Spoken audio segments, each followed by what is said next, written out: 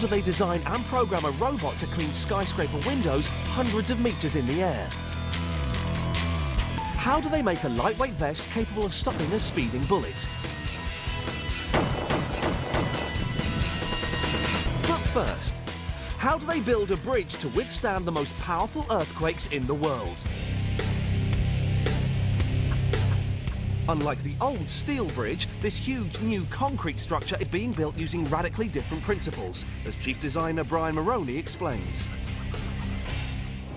It would be very difficult to repair the concrete segments. They're precast, there's lots of post-tensioning and lots of steel in there. So the bridge is designed not to damage the concrete during an earthquake.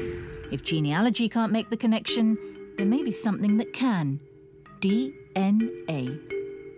At Oxford Ancestry, they've built up a database of DNA samples from every corner of the UK. These samples can show exactly which part of the country Susan's family came from. Even though it's quickly diluted in the ocean, a shark can detect minute traces of blood. The tiny membranes in their nose contain millions of cells that give sharks an extraordinary sense of smell, 10,000 times more powerful than a human's.